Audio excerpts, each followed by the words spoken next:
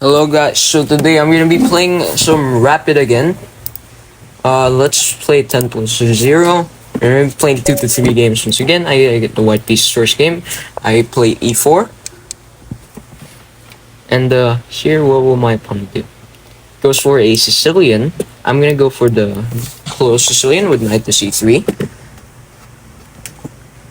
And here we get e6. Now the e6 Sicilian, if I remember, was to go f4. Yeah, we're still gonna play the Grand Prix against the e6 Sicilian.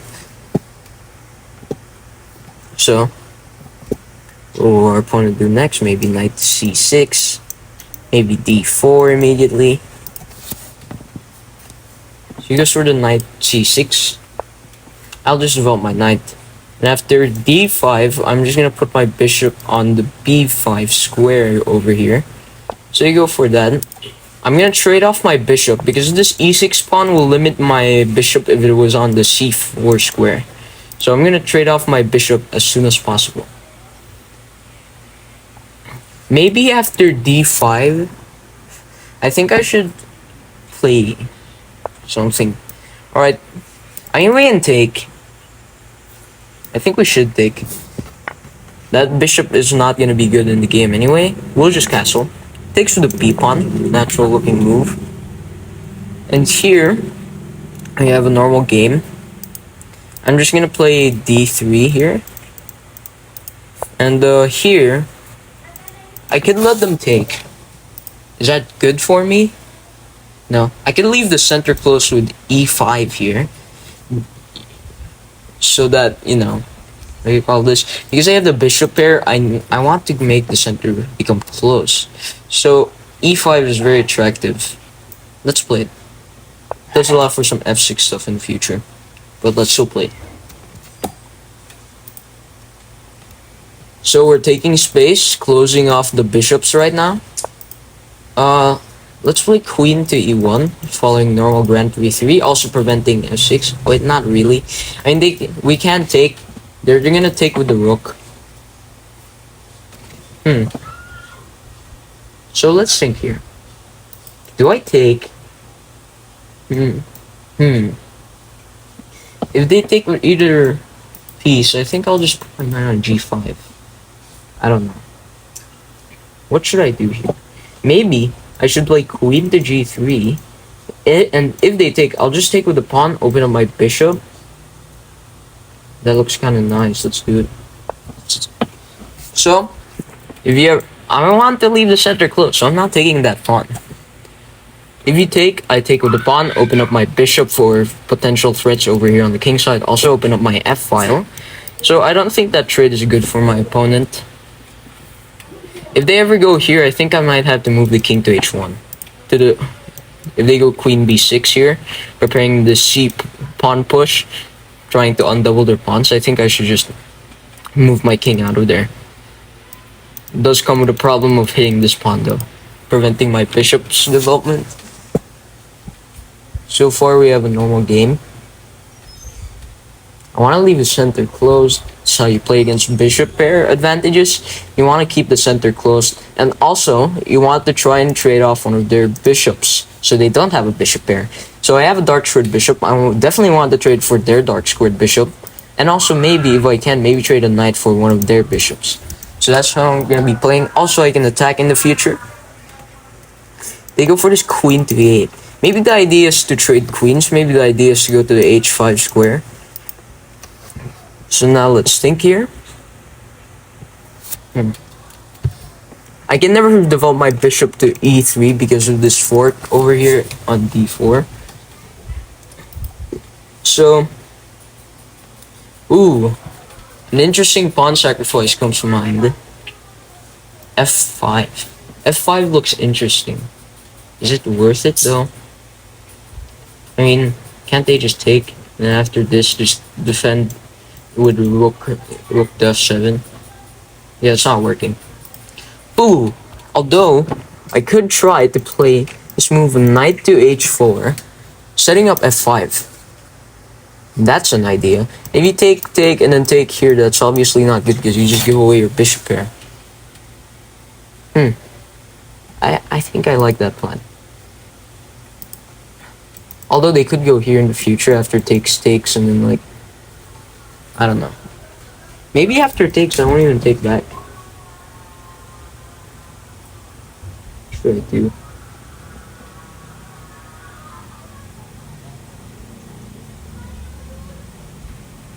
This is getting very annoying. After takes, you can give a check. My knight's looking pretty soft. I definitely want to play f5. It's my only plan, because I can't think of any. Should they take? Let's leave the center closed. I think it's pretty much required to leave the center closed when we're playing against bishop pair.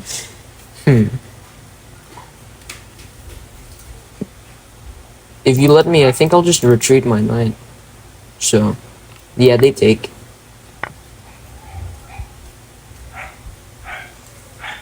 And after a check, I'll just move the king back here. King is definitely not that safe. Ooh, maybe this was better actually, though. Knight to f3. So they take my knight. Oh, the pawn. I forgot about that pawn, bro. Alright. Forgot, bro. I think we should just attack the knight with a bishop. Okay. This is opposite color bishop. There's still drawing chances. Oh. Wait, no, but then check. Phew. Thought I almost lost there. Should I trade queens? Yeah, I should. Let's trade queens, play this. Suddenly, your pawn advantage isn't felt. Okay, this might be a draw. If you go knight to d7, I think I'll just pressure this pawn. The weak e6 pawn. You do have a lot of weak pawns in your position, so I guess I do have a little bit of compensation. So, I'll just blunder that fork. They give back the pawn. Interesting. They always have this pass pawn. That's one thing. That pawn's not going anywhere. Actually, it is. If I take, they might just push and get this annoying center. I think I need to take back here, though. So, we pressure this pawn. They have a very weird pawn structure here. They do have nice 3 central pawns, but this pawn isn't really is an isolated A pawn. So I really need to identify my weaknesses and my opponent's weaknesses so I can make a plan in the endgame here. Definitely they have the open B file. They have this nice center, and they can try to push for a center pawn in the future. Just not right now. I also have these nice outpost squares for my knight or my bishop to infiltrate. And this is an opposite colored bishop ending, which makes it easier to draw. Unless we keep rooks, I think the only way to decrease the drawing chances is to keep all pieces here. Because once all these pieces are traded, and this pawn is like on a3, this should be a clear draw. If it's an opposite bishop endgame. So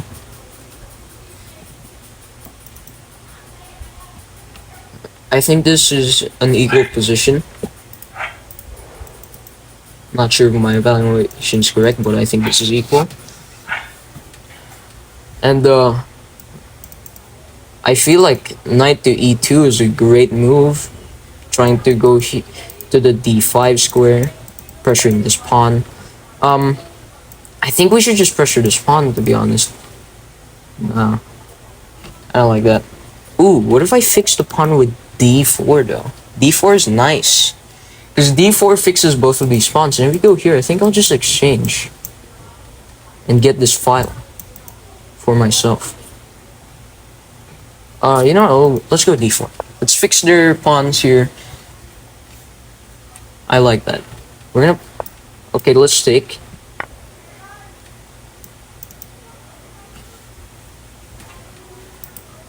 We could be seeing d5. Oh, wait, no, I just forgot about my bishop there. But really, I want to infiltrate through this rack, so maybe that was not a good move. offering a trade here.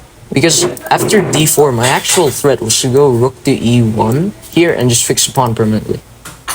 So now that they do unfix a pawn, what happens is I get the e file. And it's gonna be pretty hard to develop. Because I think I'll just exchange. And I think my position's better. So they sacrifice a pawn. Not really, they attack this. Makes sense. They're developing. I think I should defend this pawn though, because it's a pass pawn. But also, if I lose this pawn, they get a pass pawn. It's very tricky. I don't have to continue here. Ooh, found an interesting maneuver. Knight to e2. They take, and then I go here.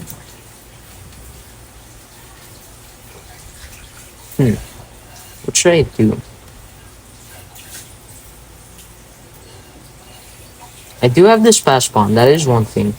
But I also don't want to lose this pawn in the process, because they get this pawn.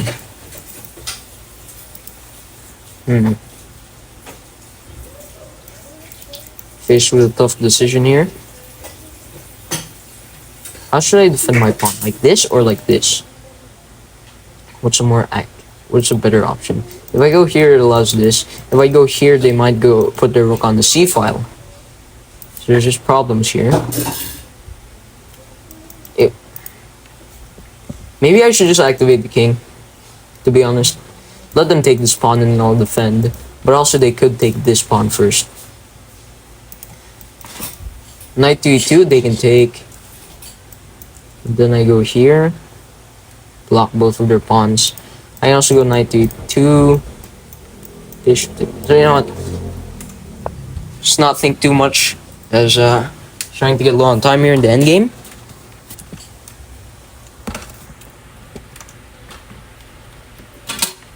I want to put my knight here and pressure this pawn. So that's my idea. And there are ways to stop it.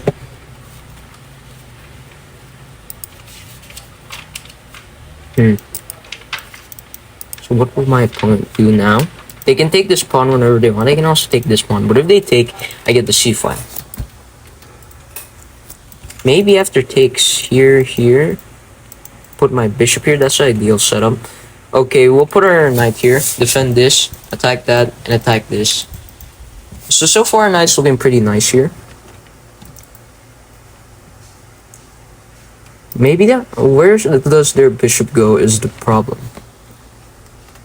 If they go here, they're starting to get a little too passive. But also, oh wait, their knight defends.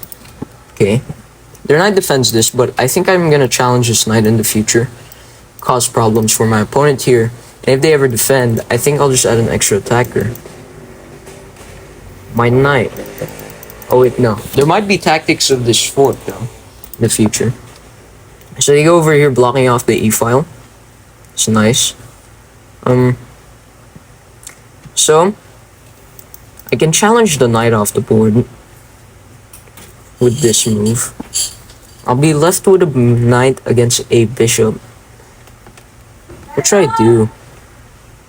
Honestly, this pawn's always hanging. I try to go for c3, b4.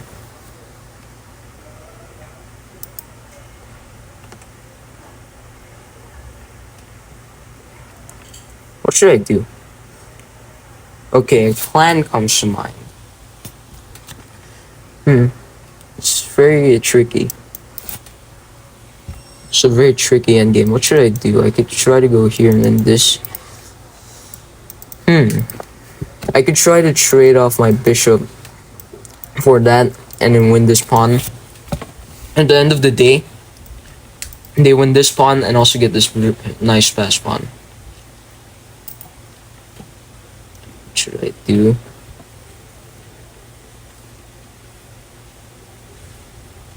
I'm gonna put my rook on the e file in the future when both of these pieces are gone.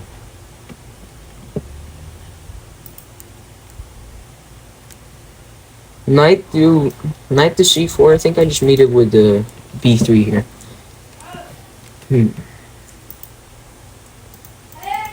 I definitely want to try and remove these pieces from this file. For example, with this plan, I go here. At, let's say they defend. I'm gonna take, go here, and win a pawn, and try to go here. And then after their bishop leaves, I get the open file here. So they go over here, attacking my bishop. That is a very nice move, because now I have to move the bishop, and they can just remove their weakness. What should I do now?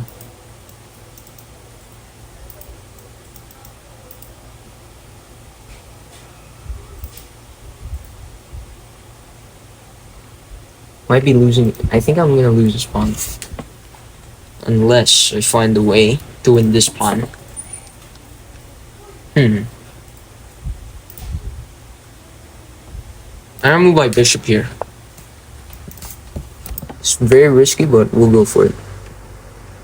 If you go here, I'm gonna attack it with this. I'm gonna attack it with this move. After this, I'm gonna fix this pawn.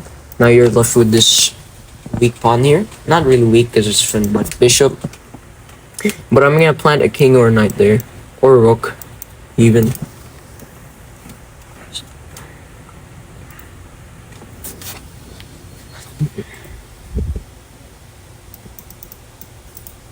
So, they go for that. I think we should go here. Like, leeches will start in 10 minutes? I'm only play this game? Well, looks like we're only getting one game in today. For the video. I'm gonna play off camera later. Okay. Close that. Okay, we attack this pawn. Need to think here. So they go over here, now we play c3. And the reason why I put the bishop here is that it holds this pawn. That's pretty much the only idea of putting the bishop here. Yeah, but they get this nice outpost for their pieces. I think I should just develop my knight somewhere. What should I do? I'm gonna defend my second rank. Let's defend our second rank here.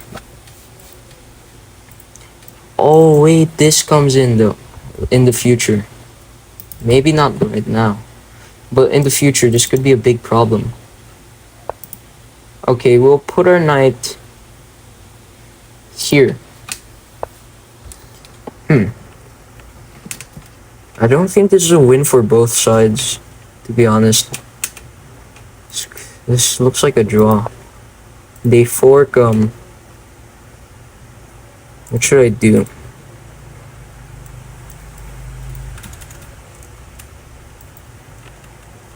Let's go here. If you take your knight strap.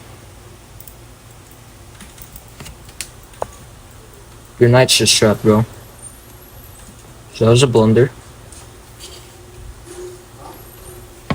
I mean, you can try to go here, but you know, my knight always... And we get a timeout. Now, unfortunately, leeches will restart in 10 minutes, so this will be the only game. So, let's see if I can analyze the game here before leeches will restart. I got 7 minutes to analyze. Okay. Okay. E4, C5, knight to F3, and knight to C3, E6, and then here I go for F4. We get knight to c6. I go for knight to f3, knight to f6, bishop b5, bishop e7, bishop takes. And here I just go for castles. My opponent goes for castles. And here I go d3. d5 is played. And here, if I ever take, then first they can just undouble their pawns. But second, they can open center. And they're just clearly better because of their bishop pair advantage. And in the end game, once both queens are traded, these bishops will be very nice. So that's why taking is an obvious mistake here. e5 is played, closing off the center, knight to d7, and here I go for queen to e1, with an idea to put my queen on the g3 square maybe, and if ever the bishop moves out of this diagonal, or the diagonal is blocked, maybe to h4 square. f6 is played, and here I go for queen to g3, because I didn't like the idea of takes. But apparently that's the engineer's recommendation.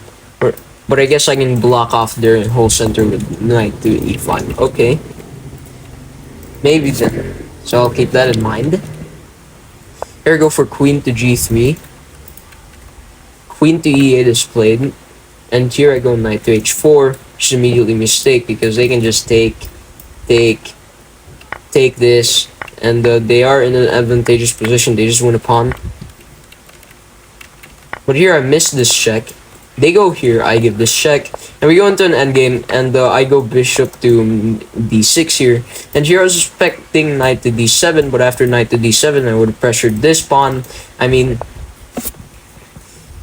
I think as white here, you really need to hurry up with your initiative, because I think it's actually might be easier to play for the black pieces, because black pieces have a long-term advantage. White only has a temporary advantage in the position here, because yeah, sure, we might be getting this pressure, but eventually they'll defend and they're gonna be just up a pawn.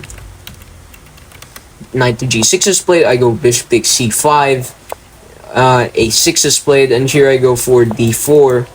E5 I take, and they do indeed play the best move, bishop to f5. I go for knight to e2 with an idea in mind. After takes, I go put my knight here. They put their bishop on the e4 square, and apparently b4 was the best move here. And after a5, I would have had to find it. a4. It's a weird line.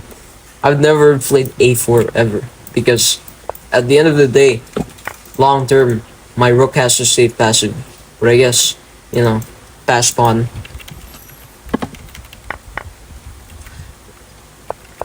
That doesn't happen in the game. Instead, I go rook to e1 with an idea that if ever I somehow manage to distract these two pieces off the board, I can try to give a check, maybe even go to the 6th rank. My opponent goes for knight to d7. I go bishop to a3 with an idea to hold this pawn.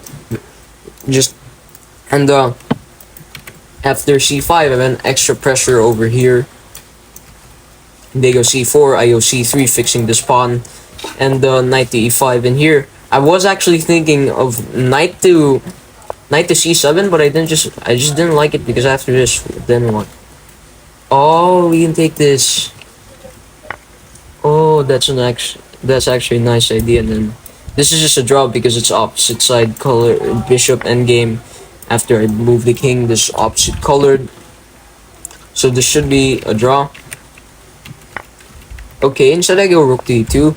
I allow them to get this nice knight, and here I go for knight to d4. But here, knight the c1 is played. I go rook to e1, and they made a blunder of taking the pawn, and immediately I'm winning a piece. I mean, I could have went here, forgot about that. Here I just went king to a2, king to f2, and my opponent lost on time. So that is the end of the video. Bye.